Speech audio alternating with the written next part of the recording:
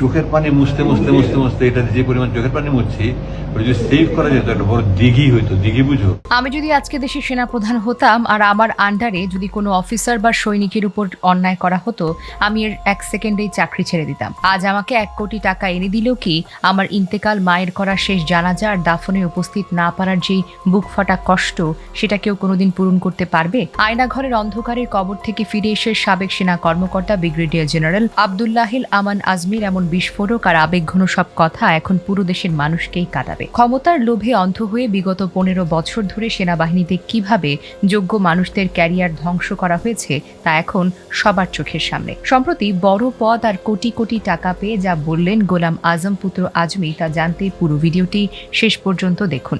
সামরিক বাহিনীর ইতিহাসের সবচেয়ে বড় বঞ্চনা আর কান্নার এক জ্বলন্ত দলিল এখন পুরো দেশের মানুষের সামনে এসেছে।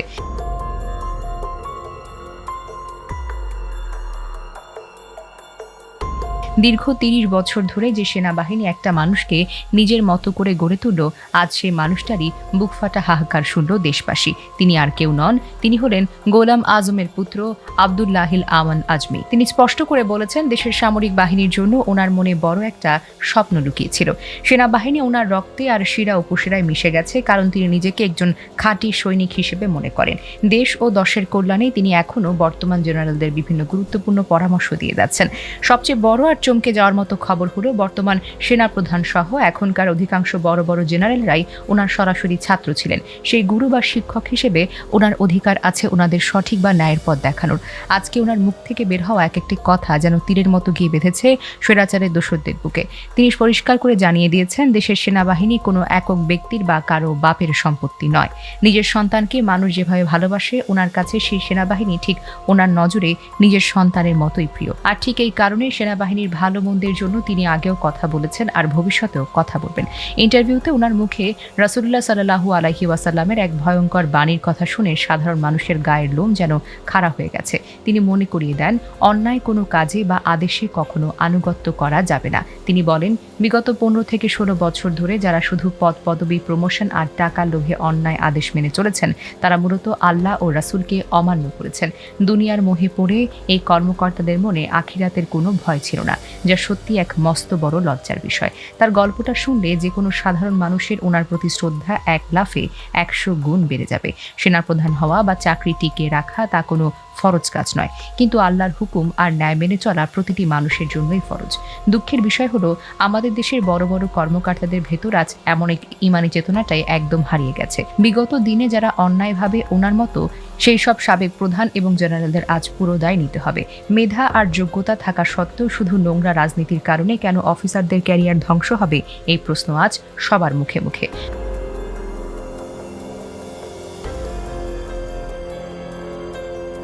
গত 15 বছর ধরে সেনাবাহিনীতে এই নোংরা বৈষম্য আর জঘন্য বঞ্চনার খেলা চলছে একদম বেপরোয়াভাবে। তবে অন্তর্বর্তীকালীন সরকারের সময় 3 বাহিনী মিলে যে কমিটি গঠন করেছিল, তারা অলরেডি 600 জনের বেশি বঞ্চিত অফিসারের তালিকা তৈরি করেছে। বর্তমান সরকার আসার পর আবার নতুন কমিটি করে আগের সেই সুপারিশগুলো নিয়ে কাজ শুরু করেছে, যা বাংলাদেশের ইতিহাসে সত্যি এক নজিরবিহীন ঘটনা। কিন্তু এর পেছনে যে কত কত অফিসের জীবন বা সংসার লুকিয়ে আছে, সেই ইতিহাস আরও বেশি ভয়ঙ্কর। ব্যারিস্টার তাপস হত্যা মামলা সহ বিভিন্ন রকমের সাজানো ও মিথ্যা মামলায় জড়িত কত শত শত অফিসারকে বছরের পর বছর জেলে খাটানো হয়েছে, তার কোনো হিসাব নেই। এমনকি কর্নেল হাসানুর রহমানের মতো বীর কর্মকর্তাকে মাসের পর মাস গুম করে অন্ধকার ঘরে আটকে রাখা হয়েছে। তবে আজ আমান আজমি এক মস্ত বড় সত্য সবার সামনে ফাঁস করে দিয়েছেন, যা শুনলে মানুষের মনের ভুল একেবারেই ভেঙে যাবে। তিনি স্পষ্ট করে বলেছেন, এই গুম, খুন আর অপহরণের জন্য আমাদের পুরো সেনাবাহিনী কোনোভাবেই দায়ী নয়। এসব জঘন্য ও মানবতা বিরোধী অপরাধগুলো করা হতো ডিজিএফআই বা এনএসআই, র্যাব এবং এনটিএমএস এর মতো বিশেষ কিছু সংস্থাকে ব্যবহার করে। আর এই সংস্থাগুলো সরাসরি নিয়ন্ত্রণ করতেন স্বয়ং সাবেক প্রধানমন্ত্রী শেখ হাসিনা এবং স্বরাষ্ট্রমন্ত্রী।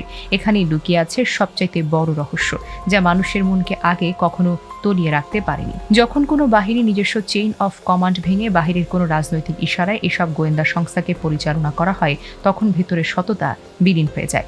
সৎ ও দেশপ্রেমিক অফিসাররা যখনই অন্যায়ের বিরুদ্ধে সত্য কথা বলতে চেয়েছেন, তখনই তাদের উপর নেমে এসেছে বরখাস্ত আর গুমের হুমকি। আর যারা এই অন্যায়ের সাথে আপোষ করে মাথা নিচু করে বসেছিলেন তারা আজও সেই ভীরুতার জন্য জবাবদিহি করতে হচ্ছে। এখন দেশে এমন অনেক বঞ্চিত অফিসার আর সাধারণ সৈনিক আছেন যারা নিজেদের অধিকার ফিরে পাওয়ার জন্য নীরবে অপেক্ষা করছেন। তাদের সবার কষ্টের কথা চিন্তা করে আমান আজমি স্বয়ং প্রধান উপদেষ্টার কাছে একটি খোলা চিঠি পাঠাচ্ছেন। তিনি চান সেনাবাহিনী থেকে এই নোংরা বৈষম্য দূর করার প্রক্রিয়া যেন কোনোভাবেই থমকে না যায়।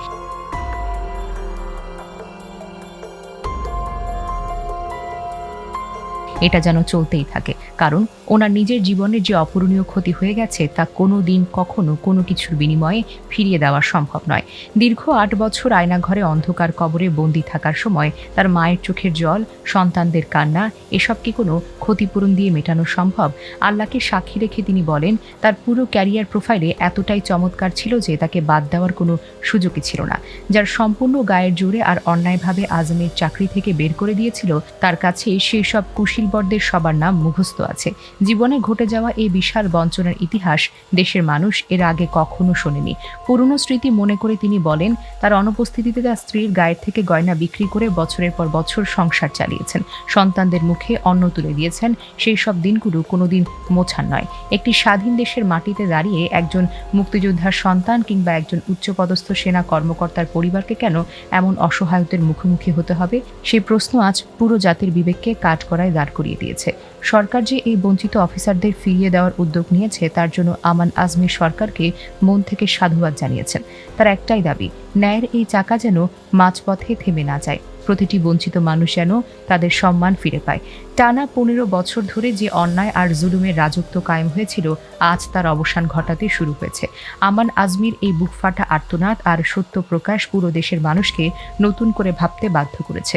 সোজা ভাষায় বলতে গেলে এই গল্পটা শুধু একজন জেনারেলের চাকরি হারানোর গল্প নয়, এটা হলো একটা পুরো পরিবার ধ্বংস হয়ে যাওয়া আর সততার জন্য চরম মূল্য চুকানোর জীবন্ত ইতিহাস। ন্যায়ের এই লড়াই কোনো ব্যক্তি বা দলের বিরুদ্ধে নয়, এটা হলো একটি পুরো ব্যবস্থার ভেতরের পচন দূর করে সত্যকে প্রতিষ্ঠা করার লড়াই।